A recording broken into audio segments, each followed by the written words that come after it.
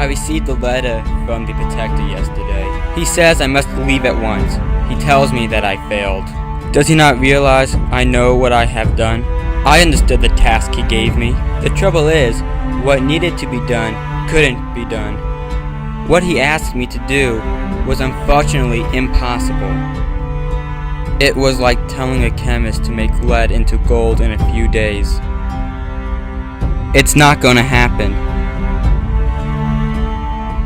When he decided it was time for me to leave, he sent one of his messengers to give me the letter.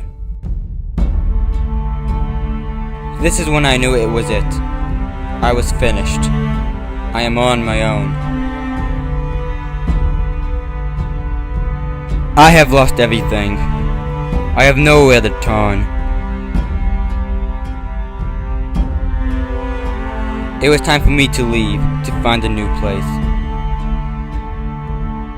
All I know is making the impossible possible is impossible. All I ever wanted to be was someone who could look at the world and infer it. I never meant to be someone who would be hated for nothing. I like to look at plants. I would wonder the life that stems from them. I would take detailed notes on my research, such as where the bees are pollinating at what time of day.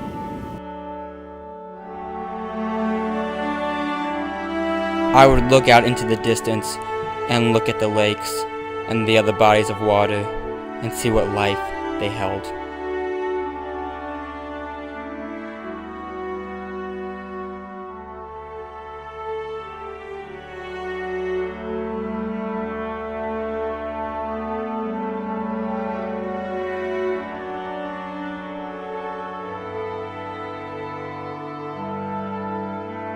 What I loved the most were flowers. Something about them drew me to them. They were always in my research. Something new, something unique, something different. I just loved flowers. But that all changed when the virus broke out.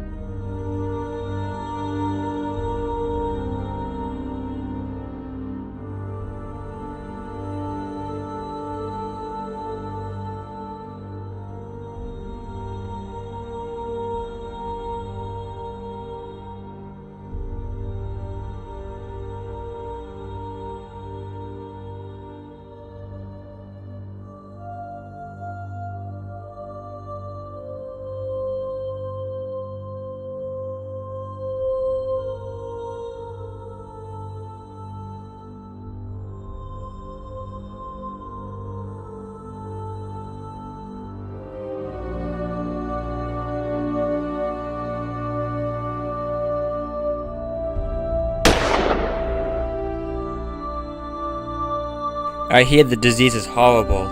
People are committing suicide because of it. But I refuse to believe that. They have to wear masks to cover their deformities.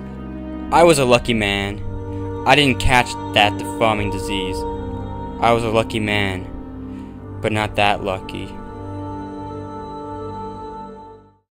Got an urgent message from the protector. He wants to see me at once. He is our leader of our community, and I can only assume this is about the virus.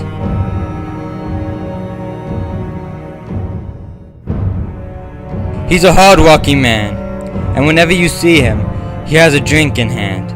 He loves his drinks.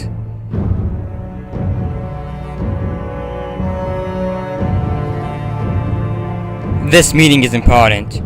I can tell, or he wouldn't have called me up in such short notice. This man has a lust for time. You don't want to be late. Trust me. You always have to be on time. Oh, that's it. When you see him, he's kind of like a boy, but at the same time a man. But now when I see him, I can tell he has the virus. He greets me as if nothing has changed, as if he doesn't have the virus.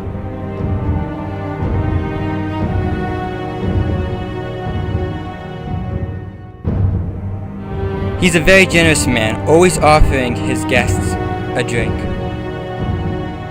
In his gentle and sweet way, he asks me if I can find out where the source of this disease is. He wants to know why some people get it and others don't. He wants to know what the long-term effects are. He looks at me, and then I realize he's asking me if I will find a cure. Yes, I can, and I'll find out for him. He yells, "Fantastic, it's great, I knew you would do it for me. Because I am the most perfect protector," he says. He told me about the virus, and how it affects the eye regions of the face, and how irritating it is. He then talked about how people get deformed afterwards.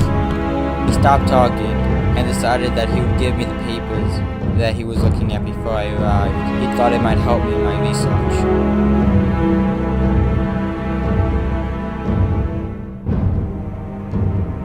I took a look at these papers, and I noticed the rumors were true, but I wasn't horrified just yet. I let out a little laughter while reading these papers.